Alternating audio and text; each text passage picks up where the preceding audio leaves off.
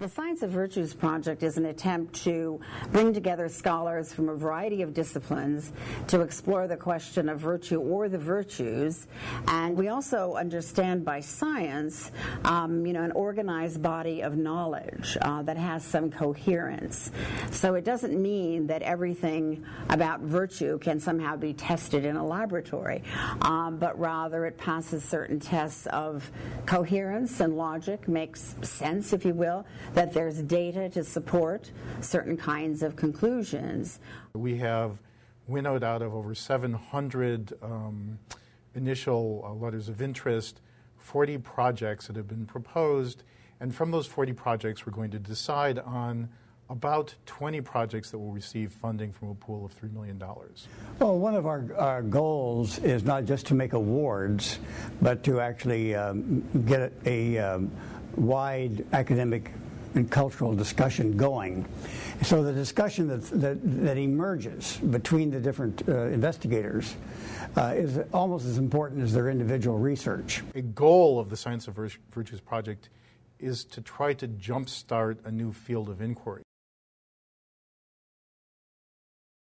And the Templeton Foundation is very interested in pushing the limits of science, using science to explore topics that haven't traditionally been thought of as scientific. One of the nice things about working with the University of Chicago is the willingness of the scholars here to think outside of conventional modes of thinking.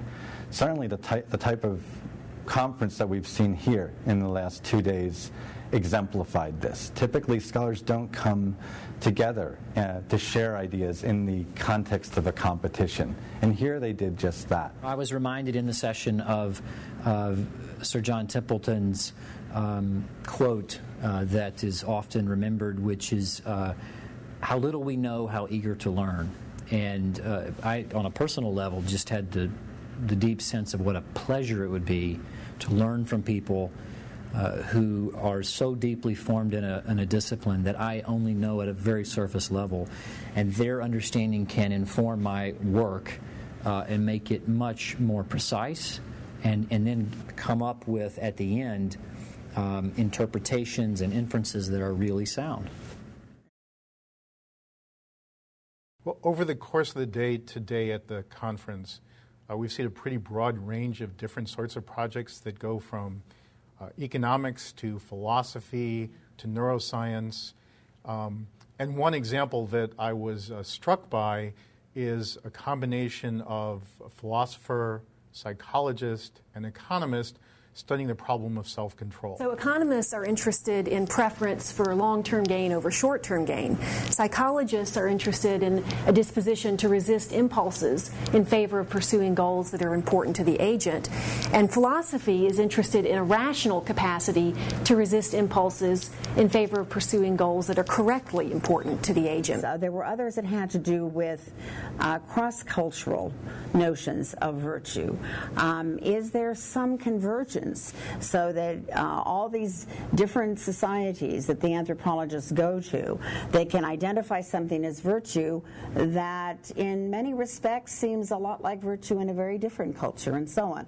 Or are there great divergences between understandings of virtue so that we're struck by the differences rather than the commonalities? As anthropologists, we're particularly interested in studying cross-cultural patterns in belief and practice. And in this case, we seek to establish which character traits and habits are regarded as intrinsically virtuous in many societies, many different ethical traditions, and which ones are more unique or historically specific. And my project, which is called the Project on the Good Physician, is a project to develop the first longitudinal study of the moral and professional formation of physicians throughout the course of medical training. The medical training experience, many have noted, has both an explicit curriculum, which is what we tell people that we want them to be, but it also has a very powerful implicit curriculum or hidden curriculum, which is what people get feedback about as they go through training that drives them, that the message they get about what you really need to be if you're to meet everyone's expectations. Now, we hope that that information will be turned around in a way that could lead to a kind of a